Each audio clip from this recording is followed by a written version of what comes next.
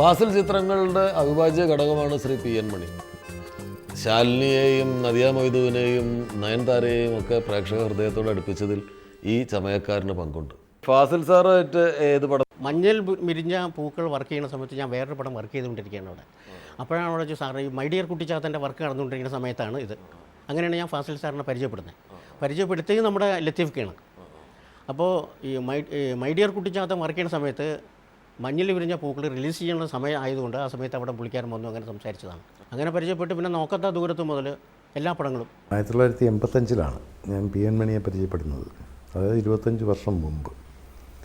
അപ്പം എൻ്റെ കൂടെ വർക്ക് ചെയ്തിരുന്ന ലത്തീക്ക എന്ന് ഞാൻ വിളിക്കുന്ന ലത്തീഫ് എന്ന് പറഞ്ഞ ആളിപ്പോൾ മരിച്ചുപോയി. അദ്ദേഹമാണ് ഞാൻ നോക്കത്താ ദൂരത്ത് കണ്ണുന്നിട്ട് എന്നുള്ള പടം എടുക്കുമ്പോൾ അദ്ദേഹത്തിൻ്റെ ചോദിച്ചു മേക്കപ്പ് മാൻ ആരാണ്. അപ്പോൾ ഞാൻ തിരുവനന്തപുരത്ത് വെച്ചിട്ടാണ് ചോദിക്കുന്നത്. അയ്യോ പി എൻ മണി എന്ന് പറഞ്ഞൊരാളുണ്ട് ഇവിടെ, ഒന്ന് വിളിക്കട്ടെ എന്ന് ചോദിച്ചു. വന്ന് അദ്ദേഹത്തിൻ്റെ ചിരി കണ്ടപ്പോൾ തന്നെ എനിക്കൊരു പ്രിയപ്പെട്ട മണിയായി മാറി. അങ്ങനെയാണ് പുള്ളി ആദ്യം കാണുന്നതും ഈ നോക്കത്താ ദൂരത്ത് കണ്ണുന്നിട്ടെന്ന് പറയുന്ന പടത്തിൽ ഫിക്സ് ചെയ്യുന്നത്. പിന്നെ ഇങ്ങോട്ട് മണിയെ കൊണ്ടുള്ള ഒരു ഘോഷയാത്രയായിരുന്നു. ഈ അവസാനം വിസ്മയത്തുമ്പത്ത് വരെ കണ്ടിന്യൂസ് ആയിട്ട് മണിയായിരുന്നു എൻ്റെ മേക്കപ്പ് മാൻ. മണിയായിട്ട് ഒരു മേക്കപ്പ് മാൻ ഡയറക്ടർ എന്നുള്ള ബന്ധമല്ല, ഒരു സുഹൃത്ത് ബന്ധമാണ്.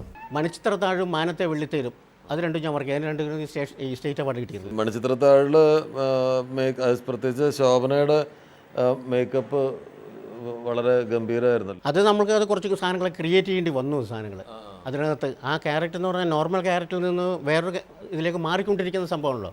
അപ്പോൾ ശരിക്കും നമുക്ക് അപ്പിയറൻസ് മാത്രം കൊടുത്താൽ പോരല്ലോ ആ ക്യാരക്ടറിനെ. അത് വളരെ ഭംഗിയായിട്ട് നമ്മൾ ചെയ്തു. ഇപ്പോൾ ശോഭനയ്ക്കിപ്പം ഒരു പാട്ട് സീനിൽ നമ്മൾ ആദ്യത്തെ ഷോട്ട് എടുക്കുന്നതിന് മുമ്പ് പുള്ളി വന്ന് ഡിസ്കസ് ചെയ്തിട്ട് ഇങ്ങനെ മതി എന്ന് പറഞ്ഞിട്ട് മേക്കപ്പ് ചെയ്ത ആർട്ടിസ്റ്റുമായിട്ട് വന്നിട്ട് ഇത് മതിയോ എന്ന് ചോദിക്കും.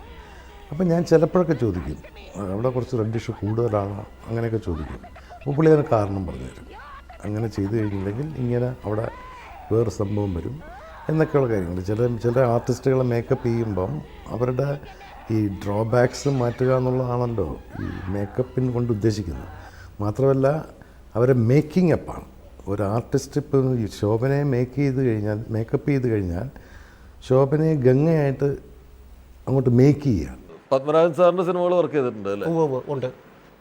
സാറിൻ്റെ കൂടെ ഒരു 3-4 പടങ്ങൾ വർക്ക് ചെയ്തിട്ടുണ്ട് ഞാൻ. കരിയിലെ കാറ്റ് പോലെ, നമുക്ക് ഓർക്കാൻ മുന്തിരിത്തോപ്പുകൾ, കരിയിലെ കാറ്റ് പോലെ. കൂടെ വർക്ക് ചെയ്തിട്ടുണ്ടോ? കൂടെ വർക്ക് ചെയ്ത്. യവനികയിലൊക്കെ 2 തരം മേക്കപ്പ് ഉപയോഗിക്കേണ്ട ഒരു സിറ്റുവേഷൻ ഉണ്ടല്ലോ. അതായത് യവനിക എന്ന് പറയുന്ന ആ സിനിമ കാണുമ്പോൾ എനിക്ക് അന്ന് ഞാൻ സ്കൂളിൽ പഠിക്കുമ്പോഴാണ് ആ സിനിമ കാണുന്നത്. അന്ന് എനിക്ക് തോന്നിയിരുന്നത് എന്താണെന്ന് വെച്ചാൽ ഈ തിലകേട്ടനൊക്കെ ശരിക്കും അങ്ങനെ ഒരു നാടക സംഘമുണ്ട്, അതിൻ്റെ ഓണർ തന്നെ അയാൾ. അവിടെ ഒരു ബുക്കിംഗ് ക്ലർക്കായിട്ട് ശ്രീനിവാസൻ എന്ന് പറയുന്ന ആൾ, അയാൾ ശരിക്കുള്ളൊരു ബുക്കിംഗ് ക്ലർക്ക്. അവിടെ ഇവർ പോയിട്ട് സിനിമ ഷൂട്ട് ചെയ്തതാണ്. ബാക്കിയുള്ള ആൾക്കാരൊക്കെ നടന്മാർ അവിടെ ഇവർ ശരിക്കുള്ള ആൾക്കാർ തന്നെയാണെന്നാണ് വിചാരിക്കുന്നത്. എന്നുവെച്ചാൽ അത്രയും നാച്ചുറലായിരുന്നു അവരുടെ അഭിനയവും കാര്യങ്ങളൊക്കെ. ആ സിനിമയിൽ സിനിമാറ്റിക് ആയിട്ടുള്ള മേക്കപ്പ് ആവശ്യമുണ്ട്.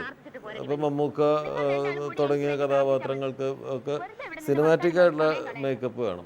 നോർമൽ സീനുകളിൽ ഭരത് ഗോപിക്കും നെടുമുടി വേണുവിനും ഒക്കെ നോർമൽ മേക്കപ്പ് വേണം. അല്ലാത്ത സമയത്ത് ഈ നാടകത്തിൽ അഭിനയിക്കുന്ന സമയത്ത് വേണുചേട്ടനൊക്കെ വേറെ മേക്കപ്പ് വേണം. വേണു നാഗവള്ളിക്ക് വേറെ മേക്കപ്പ് വേണം. 2 ടൈപ്പ്. ഇപ്പോൾ പല ക്യാരക്ടേഴ്സിനും 2 തരം മേക്കപ്പ് യൂസ് ചെയ്തിട്ടുണ്ട്. അതൊരു റയറായിട്ടുള്ള ഒരു സാധനമാണല്ലോ. കാരണം നാടകത്തിൻ്റെ മേക്കപ്പ് ഡിഫറെൻ്റ് ആണ്. സിനിമ ശരിക്കും നാച്ചുറലായിരിക്കണം, മേക്കപ്പ് ചെയ്തൊന്നും തോന്നാൻ പാടില്ല സിനിമയുടെ മേക്കപ്പ്. അതേസമയം അതിൽ നാടകത്തിൽ അഭിനയിക്കുന്ന സമയത്ത് നാടകത്തിൻ്റെ മേക്കപ്പ് എന്ന് പറയുന്നത് ശരിക്കും ഈ സ്റ്റേജിൽ ലൈറ്റ് റിഫ്ലക്റ്റ് ചെയ്യലും കാര്യങ്ങളൊക്കെ ആവശ്യമുള്ളതുകൊണ്ട് വേറെ തരം മേക്കപ്പാണ് ചെയ്യുന്നത്. അത് എങ്ങനെയായിരുന്നു? ഗോപിയേട്ടൻ്റെ ഒരു റിയൽ ക്യാരക്ടർ അനുസരിച്ച് നോക്കുമ്പോൾ അദ്ദേഹം നമ്മൾ ഈ തബലിസ്റ്റ് എന്ന് പറഞ്ഞ ഇതിനെ കൊണ്ട് ഞങ്ങളൊരു ആർട്ടിസ്റ്റ് ആണെങ്കിൽ തന്നെ ഈ തബല അഭിനയിക്കാൻ പോകുന്നതിന് മുമ്പുള്ളത് അങ്ങേരുടെ ലൈഫിൽ അദ്ദേഹത്തിന് ജീവിച്ചുകൊണ്ടിരിക്കുന്ന ആ ക്യാരക്ടർ വളരെ ഡിഫറെൻറ്റാണ്. അദ്ദേഹത്തിൻ്റെ സ്കിൻ ടോണും ഡിഫറെൻ്റാണ്. അദ്ദേഹത്തിൻ്റെ ശരിക്കുള്ള കാര്യങ്ങൾ എന്തോന്ന് നമ്മൾ വ്യക്തമായിട്ട് ആക്ച്വലി അദ്ദേഹത്തെ മേക്കിംഗ് അപ്പല്ല, മേക്ക് ഡൗൺ ചെയ്തിരിക്കുന്ന ക്യാരക്ടറായിട്ടാണ് ഇത് റിയൽ ആയിട്ടുള്ള ലൈഫ്. പക്ഷേ സിനിമയിലേക്ക് വരുമ്പോൾ ഇവർ ക്യാരക്ടർ തബലിസ്റ്റായിട്ട് വരുമ്പോൾ അദ്ദേഹത്തിന് നമ്മൾ കുറച്ച് മാറ്റങ്ങൾ ചെയ്തിട്ടുണ്ട്. അതെന്ന് വെച്ചാൽ അത് അത്യാവശ്യമാണ് അവിടെ. അതിന് വേണ്ടിയിട്ട് ഈ നാടകക്കാർക്ക് നമ്മൾ മേക്കപ്പ് ചെയ്യുന്നത് പോലെ ഈ സാധാരണ ലൈഫിൽ നിന്ന് വ്യത്യാസപ്പെട്ട് നാടകക്കാർക്ക് ചെയ്യുന്നത് പോലെ വളരെ ശ്രദ്ധാപൂർവ്വം തന്നെയാണ് ഇതിനകത്ത് റിയൽ ക്യാരക്ടർ ചെയ്ത ഗോപിയേട്ടൻ നമ്മൾ ചെയ്തിരിക്കുന്നത്.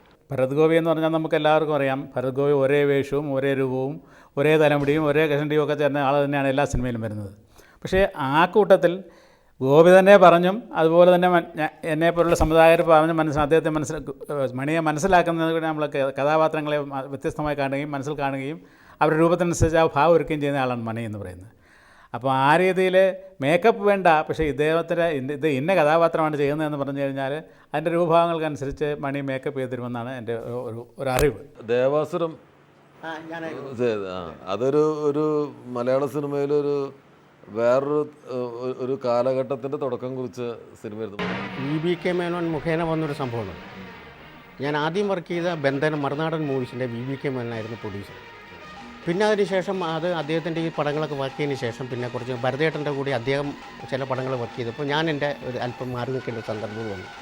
അപ്പോൾ ഈ സംഭവം ശശിയേട്ടനോട് കാര്യങ്ങൾ സംസാരിച്ചപ്പോൾ VBK മേനോൻ റെക്കമെൻഡ് ചെയ്തിരുന്ന ഈ കാര്യത്തിന് വേണ്ടിയിട്ട് ഇങ്ങനെ ദേവാസുരത്തിന് ഇന്നാളെ തന്നെ വയ്ക്കാൻ എൻ്റെ കൂടെ വർക്ക് ചെയ്തിട്ടുള്ള മറുനാടൻ മൂവീസിലുള്ള ഓരോ പടങ്ങൾ ചെയ്തിട്ടുള്ളതാണ് അദ്ദേഹത്തിന് വയ്ക്കാൻ നിർബന്ധം പറഞ്ഞതുകൊണ്ട് ശശിയേട്ടൻ സമ്മതിക്കുകയും ചെയ്തു.